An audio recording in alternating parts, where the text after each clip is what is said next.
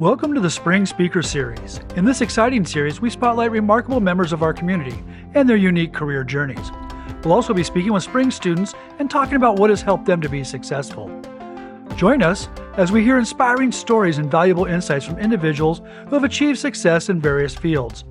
Our speakers will share the keys to their accomplishments and the lessons they've learned along the way. Whether you're seeking guidance for the future or looking to be inspired by your fellow students, the Spring Speaker Series is here to motivate and enlighten you.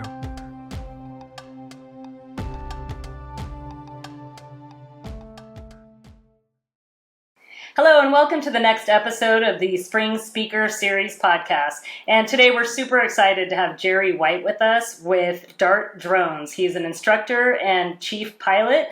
He's here to tell us all about his exciting career in the drone world. So welcome, Jerry. Thank you for being here. Hey, it's great to be here, Angela and Jim. I'm excited to talk drones to my future drone pilots today. Yes. Yes.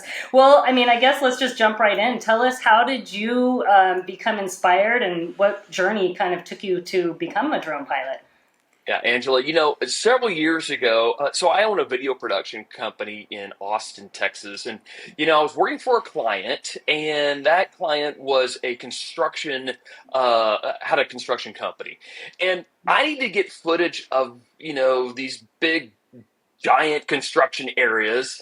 And, getting a crane or getting, a helicopter was out of the budget, and it just didn't make any sense. And so I was pondering, what should I do? And I was Googling some stuff, and I ran into this thing called a drone. I went, oh my goodness. And this is when drones were just getting started. And so I bought the drone, and I got the drone, and I immediately went to the job site, and I took the drone out of the box, and I flew the drone. And I remember it was about 3 days after Thanksgiving. It was cold. And I remember looking down and seeing the footage that this drone was giving me. And it was amazing footage. It was something I'd always dreamed of for the first about 12 and a half seconds. Because at 13 seconds, I crashed the daggone thing. But I knew at that point something had changed in the whole world of how we collect data and how we can look at images. No. And that got me on it. Sorry, what year was this? This is probably 15. This was, mid, 2008, 2010-ish. Very, very early. Yes, very, very early in the drone world. So that was your first go at it, huh? And you were just hooked from that moment? I was hooked. Yes, and so I bought another drone. So that was called, I played the stupid tax on that one, right? It cost me like $1,500. Played the stupid tax because I didn't understand how to fly the thing. So then I got another drone, and I took my time and started learning how to fly drones, and that really propelled me into flying drones for all kinds of organizations and networks and TV shows and all kinds of things, and it led me to kind of where I am today. In using drones and teaching drones and just having drones be a pretty big part of my life. Well, yeah. Your first introduction, and then how did you take off to be introduced to all these other opportunities where drones were needed?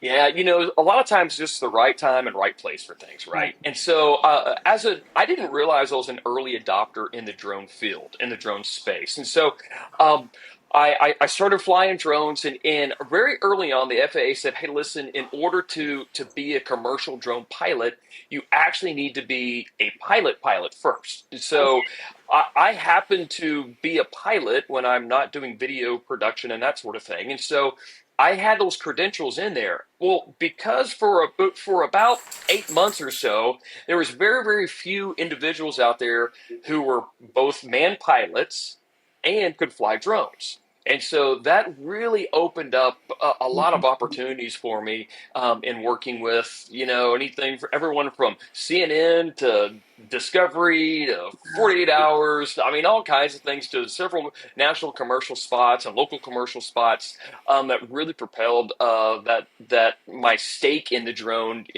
especially filming industry early on. And of course, now we know things have changed, and we can talk about that here in a little bit. But that's really what propelled me on to be, kind of an early adapter in the drones and kind of get my name out there a little bit. Okay, so kind of you were represented like as an individual. You were just, like you said, early adopter, going out there, making these connections and stepping into the opportunities that we're presenting.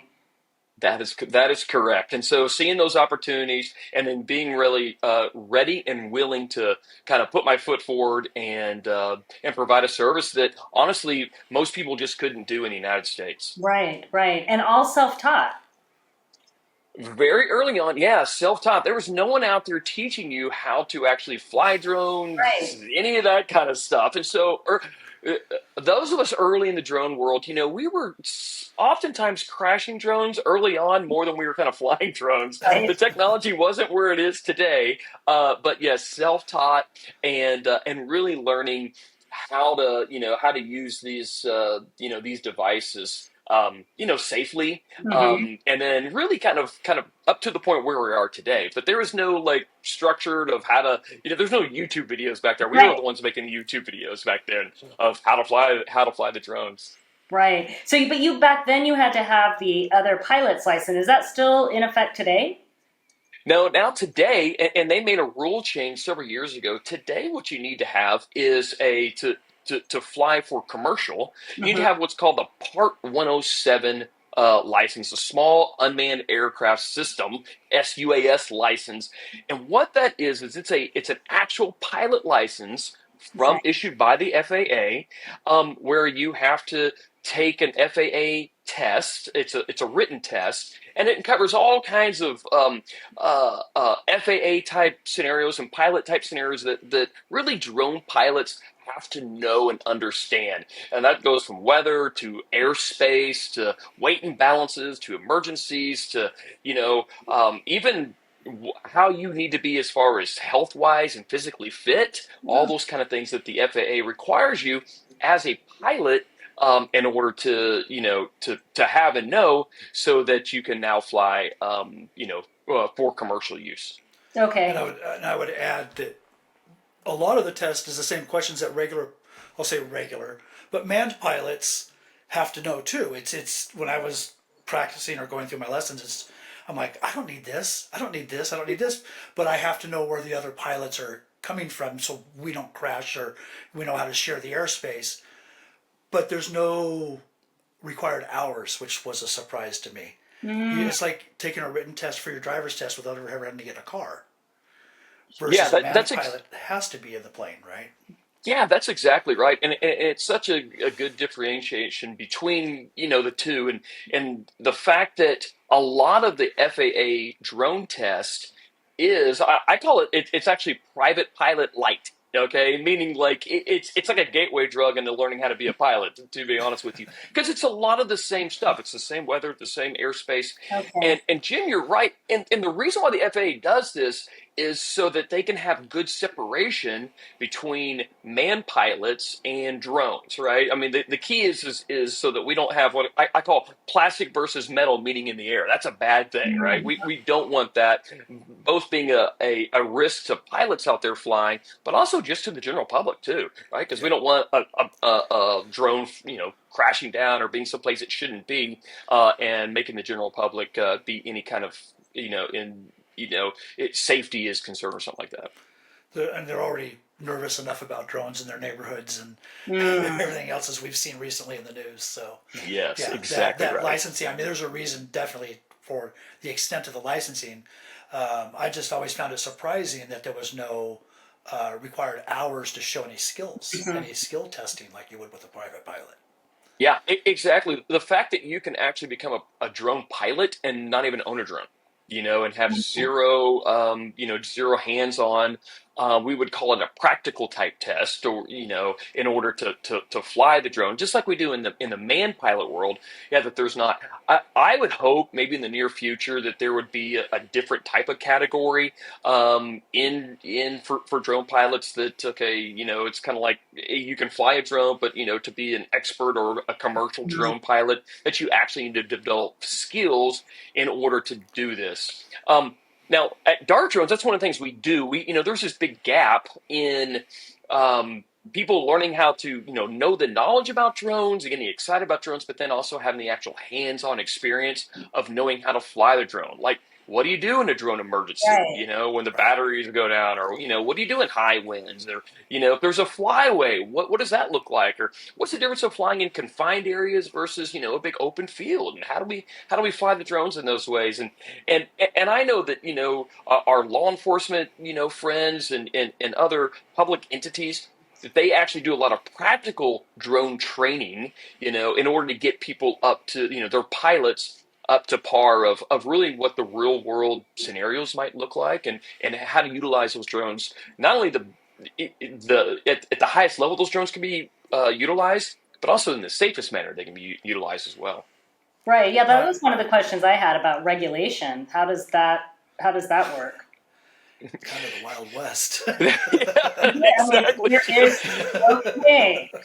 That's exactly right. The issue is, and I won't say the issue, one of the things that we're seeing in the drone world is that the regulations have always been, I don't want to say changing, but they're conforming.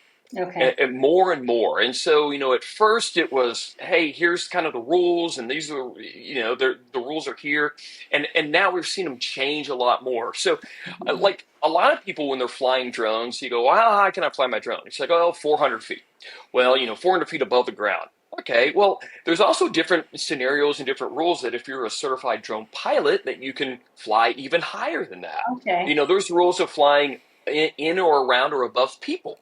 There's certain types of drones that can fly above people, and there's certain drones that can't fly above people. There's one of the newest regulations out there is a regulation called remote ID, and a remote ID took effect just about 18 months ago, and remote ID requires that if you're flying a drone, especially for commercial use, that you need to have a module either attached on the drone, or the drone has to come with a module so that law enforcement can basically see what's happening with that drone, see if it's in distress, see who kind of operates or who that drone's registered to, see even where the drone took off from, what its mission might be. And so these are some new rules that have come out that that are kind of changing always and adapting to how we use drones in our national airspace for so that they're kept far away from, airplanes and other things like that, but also so that they're kept for the public safety, so that people that are not involved with flying the drones, that it's not a hazard to them as they're flying. Right. That makes sense. And for those that maybe don't understand the distinction, when you refer to commercial drone use and piloting, could you make that distinction for those that may not understand? Yeah, that's a great question, and that's probably one of the biggest things. So commercial use, all right. So flying your drone under Part 107 is if you're doing it for compensation or hire. What that means is if you could be like me and someone hires Jerry to come out and fly their drone and capture an event for them or whatever it might be. Well, that is that's me going out and just being a drone pilot. But also for to be a commercial drone pilot, it could be even in law enforcement. In law enforcement, our first responders use drones all the time, right? Now, that's not their primary duty or their primary job. They might be part of the aerial team or whatever it might be. But even as just being part of their job, and it's part of the compensation for them, that they have to be what's called 107 certified. And real quick, I'm throwing this word 107 out there. What does that even mean, right? Yeah. Listen, the FAA doesn't have cool marketing people involved with them, all right? So they can't come up with good concepts. But the FAA, what 107 means, all right, is there is literally a book of rules, and they have chapters, all right? Now, these book of rules come from lawyers, and lawyers know, everything's a code for them, right? This whatever. What that 107 is, it's basically the chapter it's the code, it's the chapter 107, right? And that has to do with flying unmanned aerial, aircraft. And so that's where that term Part 107 comes from. It's literally a chapter in a book of rules. Not very creative, as you said. Not very creative at all. I mean, come on. And we should point it governs everything from the little toys, if you're doing it commercially, all the way to the big ones that look like airplanes and are spraying agricultural crops and everything else. So Right. it's a pretty broad based license. It's not like you're getting a license for a semi truck versus a motorcycle versus a car. It's One everything. license. Yeah. Yep, one license. Yes. For commercial, and then of course, what as far as personal use, and you see these drone, who is there anyone that, or is there any company or I should say entity that is regulating their use? So like for privacy and things like that, I'm just curious how that works. Yeah, so the FAA is very distinct on they are all about the safety of flight of the drones, keeping drones away from, interfering with their national airspace system, meaning they're not interfering with manned aircraft, okay?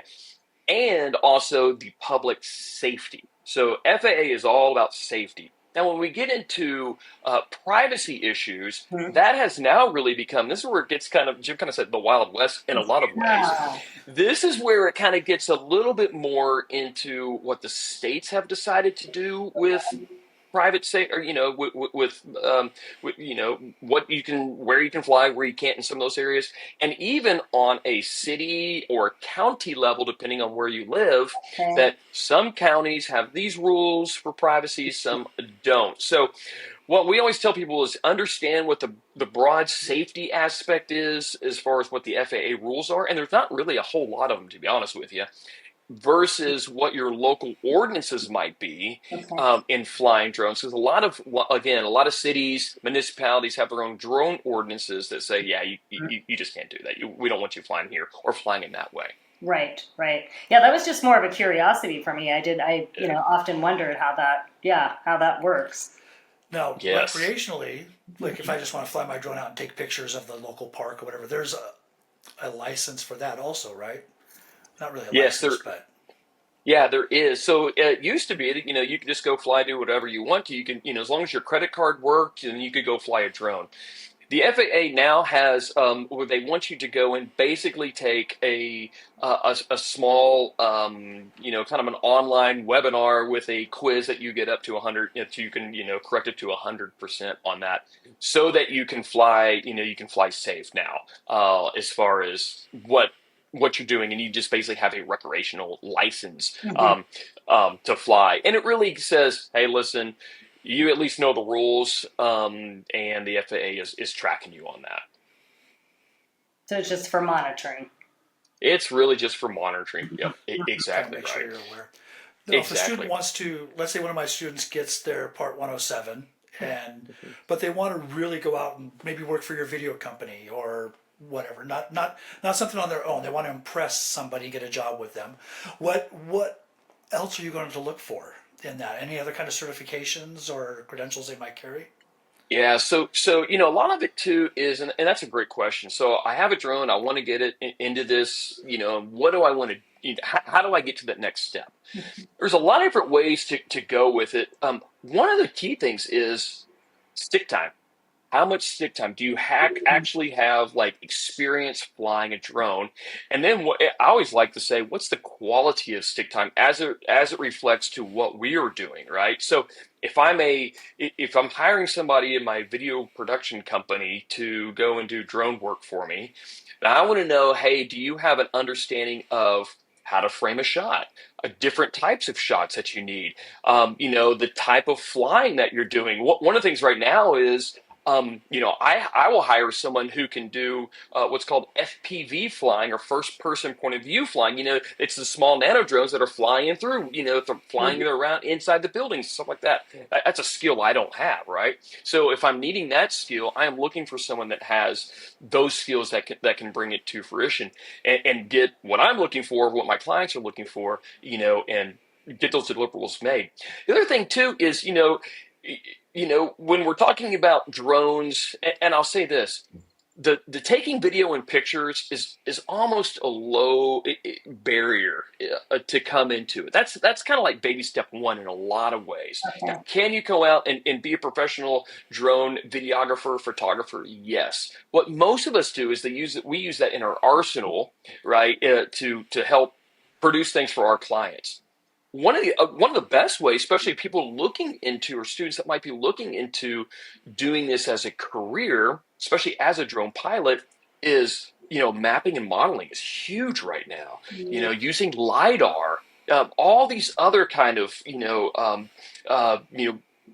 devices that these and deliverables that these drones can give us and give our clients. Honestly, this is a value add to a company. So if I'm a cell phone company, a tower company, did you know every one of those towers have to be inspected? Windmills, every one of those have to be inspected, right? The best way to do that is via drone. If I'm a construction company and I need to get pile heights and understand, how much volume is on this, in this area and what's going on in this area and this, but drones are doing that. If I'm a surveyor and using drones, to survey land, and the list just goes on and on. So I say it like this: if you like drones and you're looking to do that, I would almost say get a little bit experience into some of these fields, just to at least touch base, understand how to take the data that you're getting, whether it's video, photos, whatever, or you're doing a bunch of really you're doing volumetrics and you're doing other things with LiDAR and you're doing stuff like that and you're doing mapping to understand how to use a mapping and modeling program. Our first responders, drones are used now all the time to catalog crime scenes. Well, that's all mapping and modeling. And so that's using the drone and then the other technology that's out there to give deliverables. So, well, how do I do that, right? Like, I don't know mapping and modeling. Well, guess what? Every one of these drones, when we're flying drones professionally, one of the key things that we need is a visual observer. That's, the FAA, they say real big, hey, if you're doing work, it's very, very important to have a visual observer. And the visual observer's job is to help the person that's, the pilot in command or the person manipulating the flight controls or both to see and avoid objects aloft or on the ground for public safety.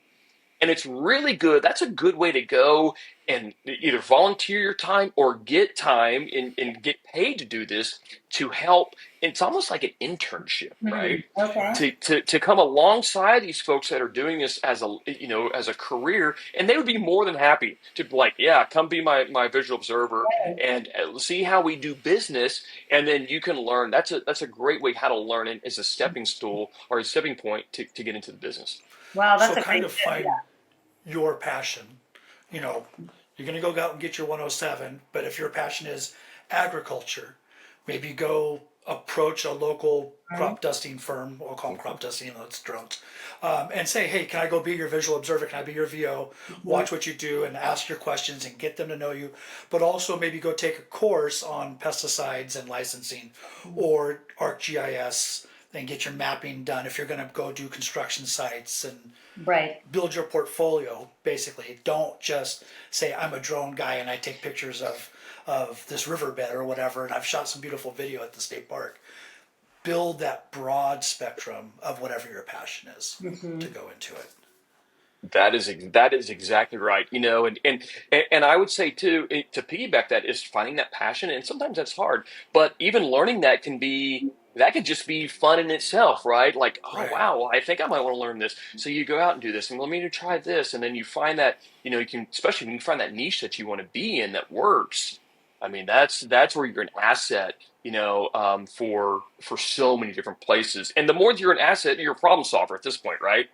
The bigger the problems you solve, right? Oftentimes the bigger the paychecks that can come and the more demand that you are in, right? And that's a good place to be. Right. And that's something we tell all of our CTE students. It's like, I teach public safety. And a lot of my students sign up like, I'm going to be a cop, I'm going to do this, I'm going to do that. And they get in the class and they're like, oh no, this is not for me. This is not what I'm going to do. I'm going to go be a chef, or something like that. Or they go into culinary and they're like, oh, you got to really care about your knives? No, I'm going to go do this. And we encourage our students to explore that and try the different niches and find out what fits you. And I like that you're saying, if you try the agriculture, and if you don't like the agriculture, move over to the videography. And if you don't like, try and explore and build that portfolio out for yourself, right? Yes, exactly right. Yes. I never really thought about all the ways that drones could be used. I really had a limited understanding, but when you started bringing up all of these different aspects and how, first it made me think how we've done it prior to drones, right? I mean, the manpower that it took to, inspect all of those windmills and that type of thing.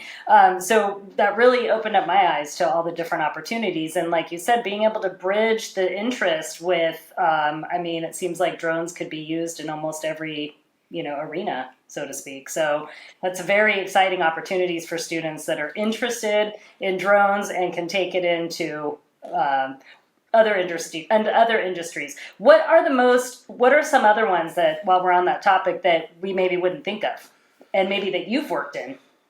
There are the funny thing about the drone world right now is, the last 3 to 4 years, it's just the jobs that they are finding and the uses for drones is the bell curve is just going up and Mhm. up and up. I bet. And they are just, it's almost every sector that you can think of, right? I mean, even to the point now of we have, drones that people are just going to fly in, right? I mean, and jump in the VTOL. Mm. Right? That's a drone that you can fly in. But, you have everything from Amazon packaging, you probably heard about Domino's is delivering, Chick-fil-A is delivering stuff in drones. Yeah. And all these these operators are using drones.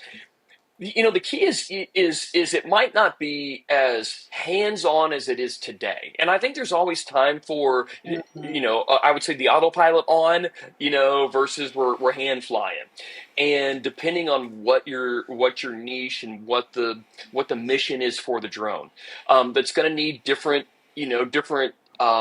skill sets for those pilots, right? And so, especially if you're engineered minded and you're wanting to go that way and still work with drones and work with that, there's definitely a place for you. Just like there's a place for someone who wants to be out, out in the weather, out, on location, hands on, flying the drone, doing things that way. I think there's different, there's a job for everyone out there, and it's only getting more and more and more as we're seeing. One Yeah. of the other things too that we're seeing is the regulations are, they're seeing that this is happening, that drones are going to be a part of our lives, Mhm. and we are seeing more and more shifts in how the regulations are starting to change, and hearing rumors of how the regulations are changing. One of that being flying over people, right? That's a big deal. How do we do Amazon delivery if we can't fly above people, or if we can't get beyond our visual line of sight? That's a rule right now, Mhm. that you always must keep that drone within line of sight. Well, we're now getting relief from that, from the FAA, under certain circumstances, that we can fly those drones beyond visual line of sight. So a Okay. lot of new technologies coming out, just the way the drones are happening. I think it's like the Wright brothers just took their first flight, like, 6 years ago or something, right? Right. The 747 is nowhere in their concept, but I think that's where we're at, right? We're at the very, purposes of where this is going. Yeah. That's so exciting. I mean, blows my mind. But, one of the things that you just were mentioning, and I kind of want to go back to, is you talked about these different skill sets and how, bringing in these different skill sets to these different industries. What could you say were the crossovers where being a drone and then doesn't even matter which industry you go into. What are those qualities and skill sets that you're looking for that you see in drone pilots? Yeah, I think one of the biggest things is, right now where we're at. I think there's a little bit different skill sets. Okay. One is a little bit maybe of a personality, and here's why I say that: because drones are new, right? Mhm. And so someone with a little bit of an entrepreneurial personality, even if they're coming into an organization that has someone that wants to kind of lead, take the spear and go with it. I think that's a great type of person to get into the drone world right now, because there is some unknown. Yeah. All right, it's not like you're going to go be a tax attorney. All right, I Mhm. mean, this is drones. This is the whole new field that we're going into. So that excitement that you have out there, I think is a personality thing. I Mhm. think also just someone who likes to solve problems, because drones are problem solving devices, and that's one of those things in thinking kind of outside the box and understanding how to use this technology to do that. So problem solving skills, and then.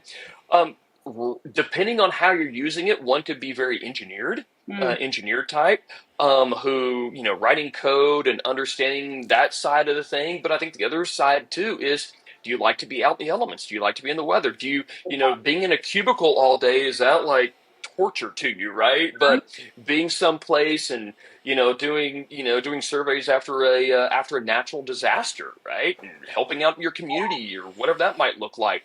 Does that really interest you? And so, at least where it's at right now, I would say someone who likes to be outside, who likes variation in what they do every day, because your missions can change, your locations can change, the weather can and will change Right. all the time. So I think it's one of those things that as the technology and as the jobs out there are shifting and trying to find kind of where it all sits in, those are some things definitely to think about. Right. If you're looking to do this as a career. Yeah, and it's constantly evolving. I mean, even right now, I kind of laugh when you're saying about not being in a cubicle, because right now down in Chula Vista, I don't know if you're aware of what they have in Chula Vista. They have a first responder drone center, I'll call it, whatever it is, with pilots sitting in cubicles, right? And the drones are up on the roof, and the 911 call comes out, and they do it from their cubicle, and they send beyond line of sight. They send those drones out to be first on scene.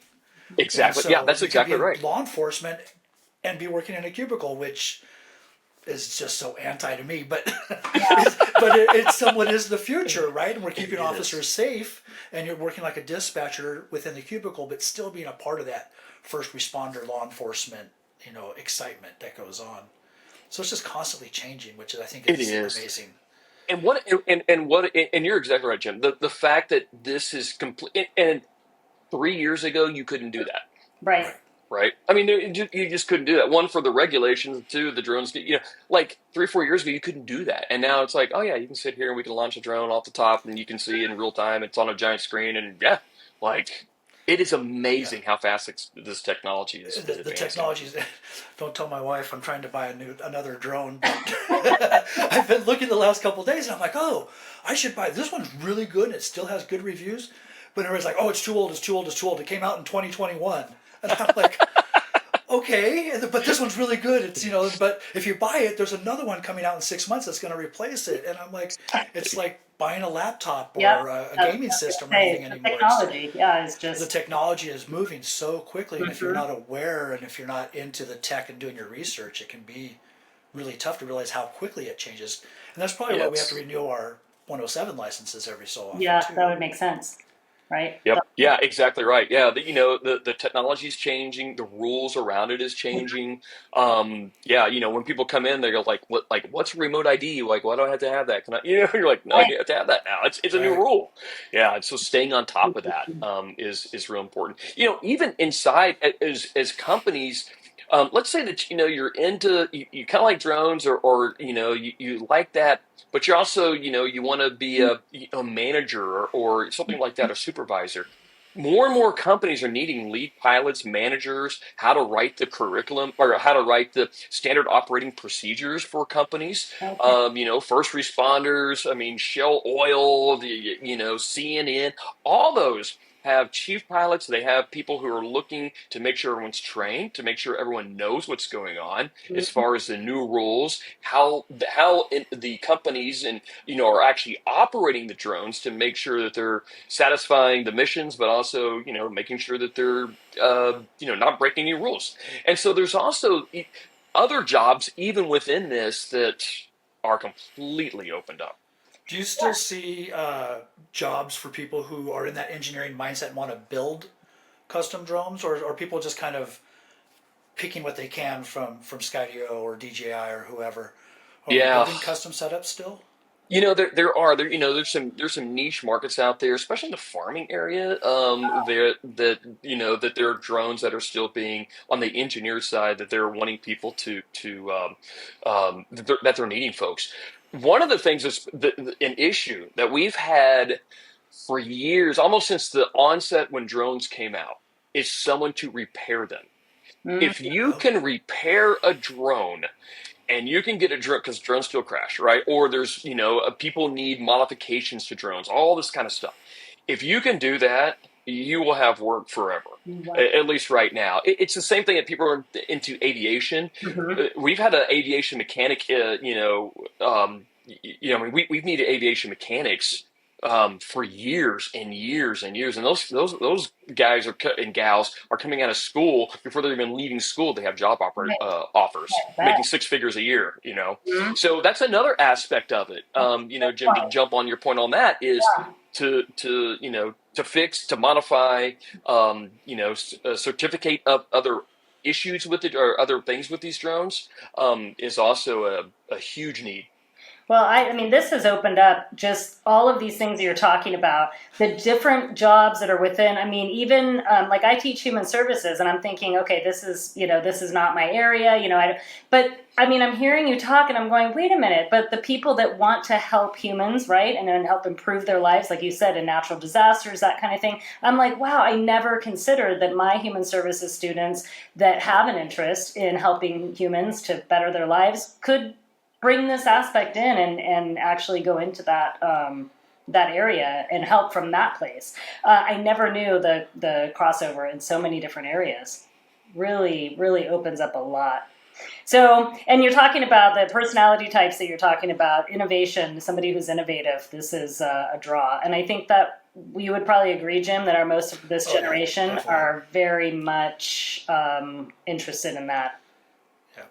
And even if you just have those ideas, maybe you're not a flyer, but like you said, a problem solver. You're flying your drone, and you're like, God, I wish I could drop something over here. I was just at a meeting last week, and this guy had been hired by a HOA to drop food to these geese that were stuck on the other side of this frozen lake. Right, obviously not Southern California, but right. But so he had rigged up something on his drone, and he flew over and he dropped pellets down for these geese to feed because they were, or swans. That's why they couldn't fly away. They were swans, and he dropped food for them to get them through the winter. And so, but his mind was, how do I rig something up to keep my drone working and to drop food?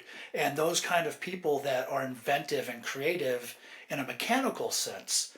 Maybe you can't design the drone, but you can take something that's existing and, I could, a drone's capable of this. I could design something that drops something on it, kind of like a robotics club, right? Type of thing where that creativity is given a chance to come out because it hasn't been around long enough for somebody else to have already taken up that idea. It's so true. I mean, I've seen things where they bring up like many I don't want to say cell towers, but many cell areas that so in remote areas that people can communicate better. And just the other day in my local area, a person was advertising to drop ashes of loved ones via drone, and it's like find a problem, find a solution, and especially in this drone world, there's so many different aspects that these drones are helping out, helping us humans, live better, Yeah. and do things, in a much better way. Yeah, it's amazing. Yeah, I'm blown away by everything that you've already shared. And we haven't even gotten to, I mean, you told us a little bit about your licensing. Tell us about dart drones and how you started to mention, and I apologize, I think I asked a question and we got sidetracked on all this other fabulous stuff. But kind of tell us a little bit more about that. Yeah, so dart drones started actually with the first issue that I had, that many of us have. Dart drone started with teaching people how to fly their drone. Okay. This is before you had to get licensed to do anything, and it's still a lot of the core of what we do. So you have this drone, you go, I mean, this is a $1,500, $2,000, whatever investment that I have. I want to fly this thing comfortably. I want to fly it so I'm not going to hurt anybody. I want to actually know how to fly it instead of watching YouTube videos from random people who are maybe going to steer me in the right or wrong direction. And so that's a huge need. In fact, still out there, I don't know any company that does that. So what Dart Drones does at the core of what we do is we teach people hands-on. We come to we have classes all over the United States. And people come to our classes, and we actually teach them physically how to fly the drone. Now, flying the drone is the easy part. What we also teach them is really what we teach them is how to be comfortable and confident in flying that drone. So what happens when the battery runs out? How do I do a return to home? What are some emergency situations that can happen? All these fancy gadgets these drones can do, like, follow me and, all this other kind of stuff and the autonomous flying, that actually kind of scares a lot of people, because it's the unknown.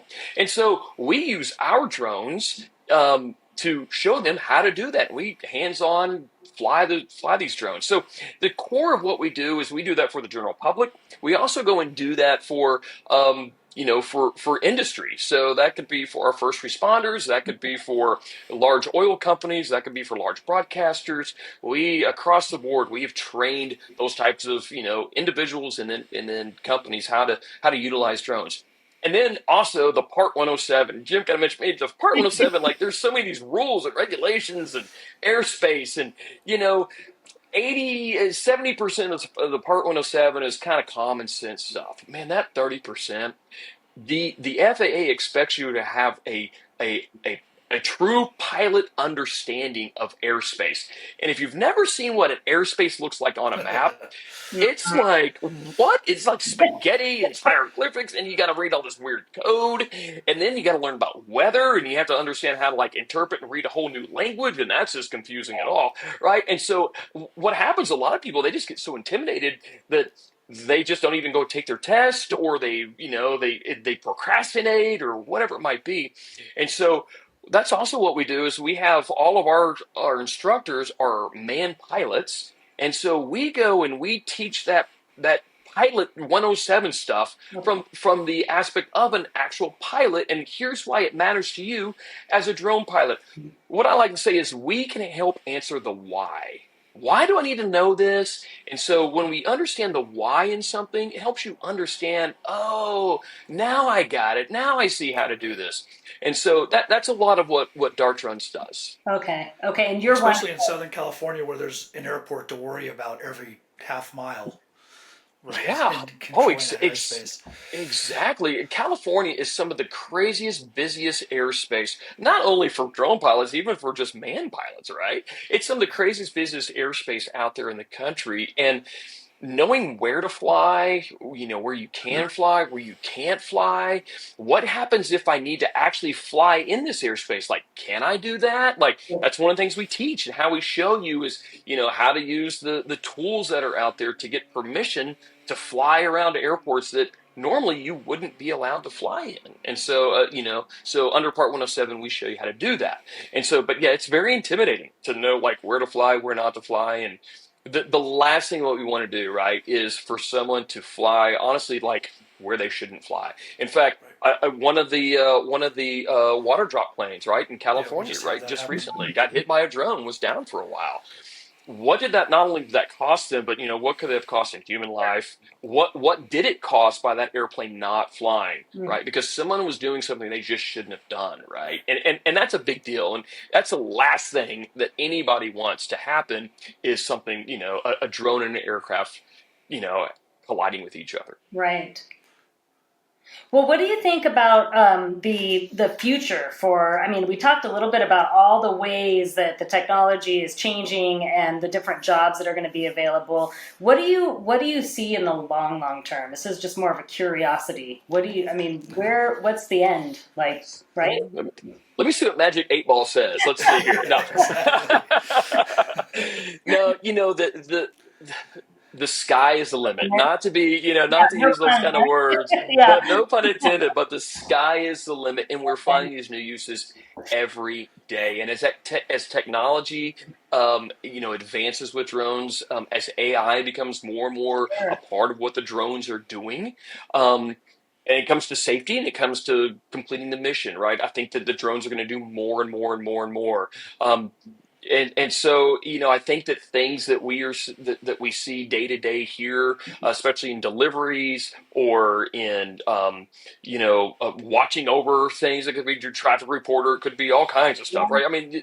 Who knows? But how we do things on a day to day basis, I think, is just going to be enhanced and helped, be made more efficient via drones. that are out there. And so I think that if your head's in the sand and you're like, I don't think drones are here to stay, it's a fad. I think you're completely missing the point. I'm learning. They are here to stay. Yeah. And, I think that when you're on the cusp of the technology and you're in there, it's only going to go up from there. And so, I mean, at some point, I think that, for it's going to switch over into the man world as well, the man pilot world. I mean, they're already talking about, only one pilot in an airplane. I mean, start calling that a drone pretty soon, right? And so obviously the military has been using that kind of stuff, drones, and they're phasing out more and more of the, of the man side of what they're doing. And so we were even discussing the possibility of like an Uber type service. Yeah. Because I know, like, when I went to New York, you can Uber a helicopter in New York, right, manned.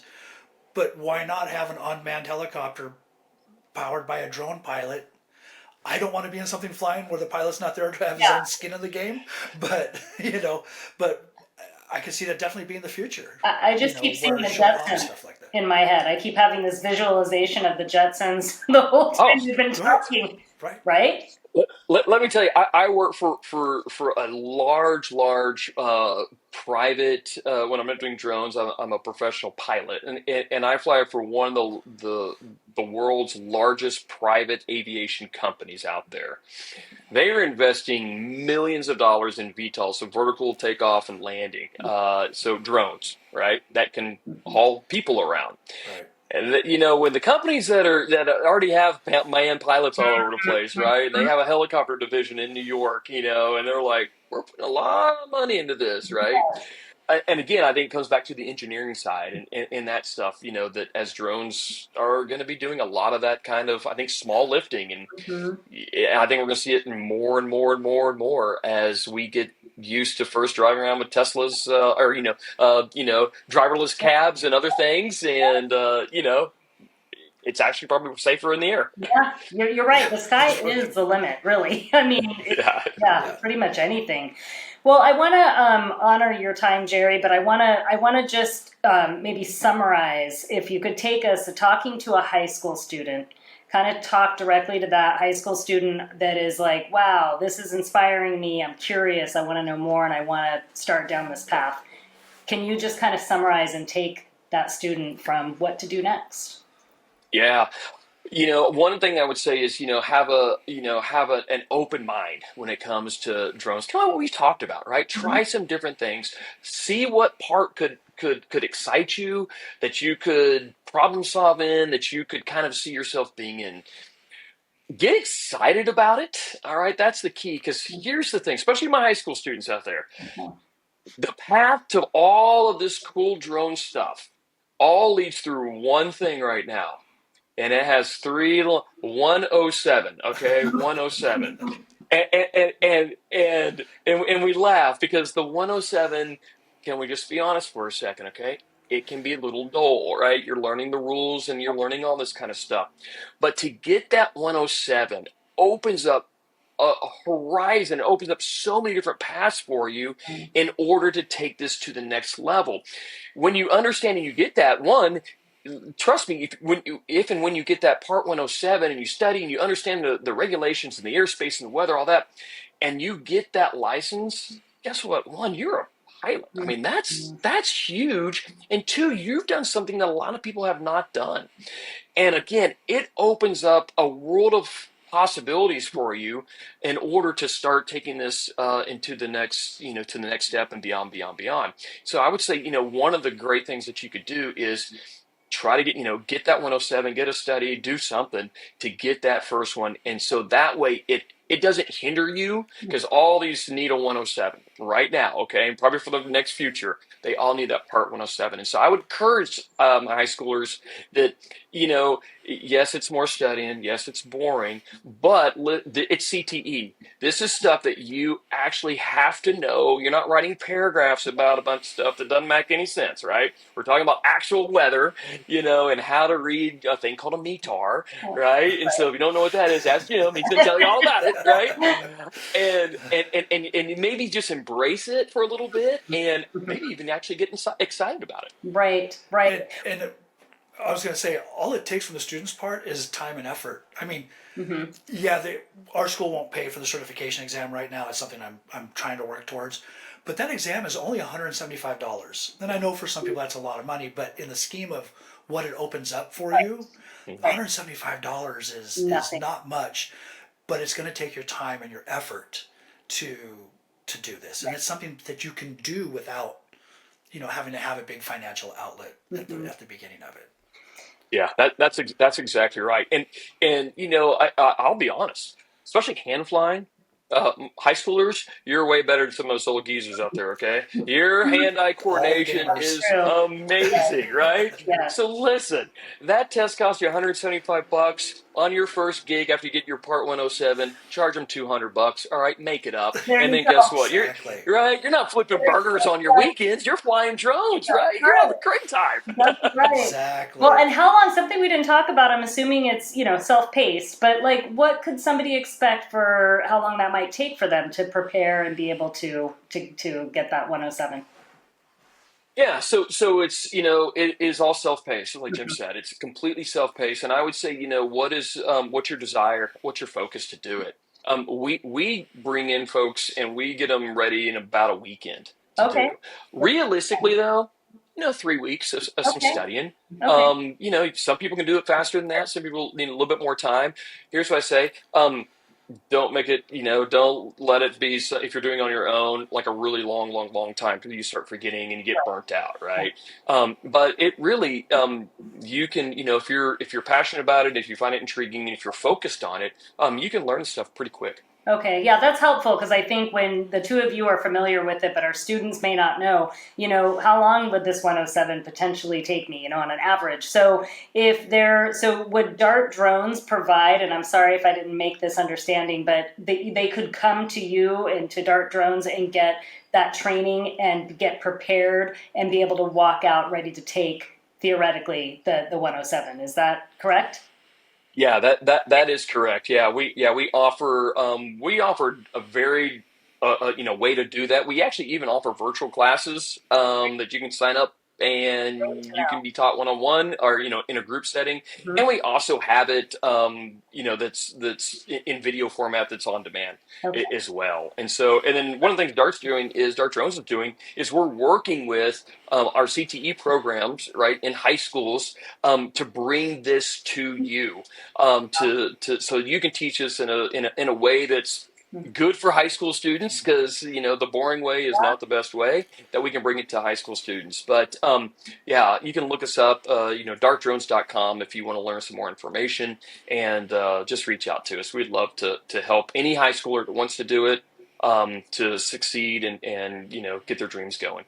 Wow, thank you so much. Yes, I know Jim will put that out in the note for the episode here, and make sure that everyone has access to that. So, wow, I am just I'm just still spinning with all that I've learned, because not having any background and understanding, this has really opened up my eyes quite a bit, and I know the students will be really inspired to hear everything you've shared with us today, Jerry. Appreciate your time. Well, it's been great talking drones to you guys, and just wish your students the best of luck. Well, thank you so much. Appreciate it. To learn more about drones, contact Mr. Hamill and CTE or go to www.dartdrones.com.